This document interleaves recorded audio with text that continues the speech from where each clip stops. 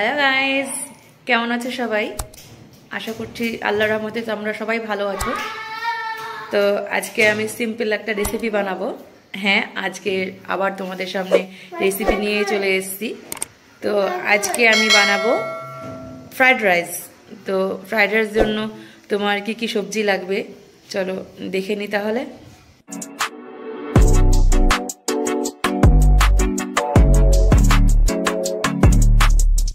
Fried রাইসের জন্য যেসব সবজি আমি কেটে রেখেছি, গাজর, মটরশুঁটি, ক্যাপসিকাম আর বিনস, এগুলো কেটে রেখেছি। ফ্রায়েড রাইসের চালটা বসিয়ে দিয়েছি সেদ্ধ হওয়ার জন্য। চালটা সেদ্ধ হয়ে যাক। চালটা সেদ্ধ হয়ে গেছে, এবার আমি জল ঝরাতে রেখে দিয়েছি। দেখতে পাচ্ছ জলটা ঝরুক, ততক্ষণে আমি সবজিগুলো ভেজে নিই। কড়াইটা গরম হয়ে গেছে, এতে আমি ঘি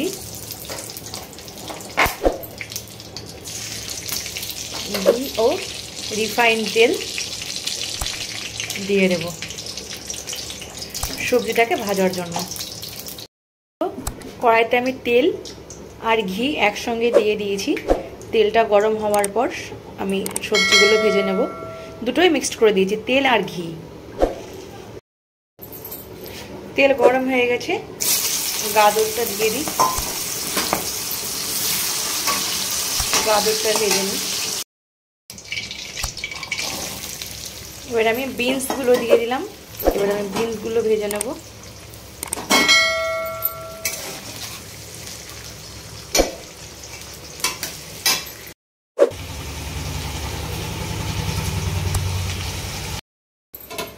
এরপরে দিয়ে দেব ক্যাপসিকাম।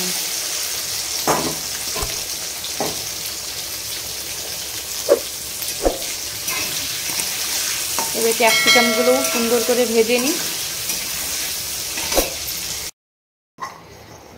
এরপরে দিয়ে দেব মটরশুঁটি।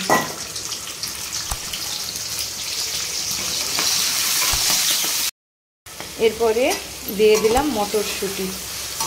মটরশুঁটিগুলো হালকা একটু করে নেব। এরপর কাজু কিশমিশগুলো দিয়ে দিব।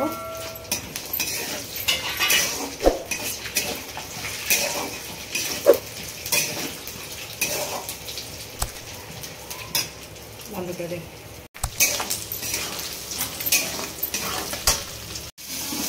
চাউলগুলো ঠিক নামিয়ে দেবো।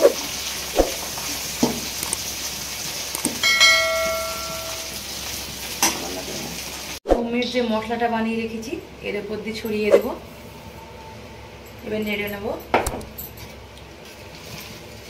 এবার সব ভেজ সবজিগুলো দিয়ে দেব।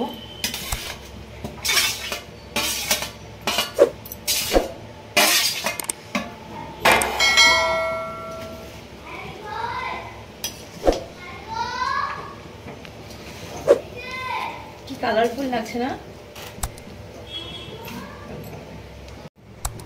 দেখো আমার ফ্রায়েড রাইসটা আমার রেডি হয়ে গেছে। এরপরে একটু ঘি ছড়িয়ে নামিয়ে নেব। ফ্রায়েড রাইসটা কেমন হয়েছে তোমরা কিন্তু অবশ্যই কমেন্টে জানিও। হ্যাঁ, আর খেতে কেমন হয়েছে আমি তোমাদেরকে জানাবো। ওকে, সবাই ভালো থেকে সুস্থ থেকো।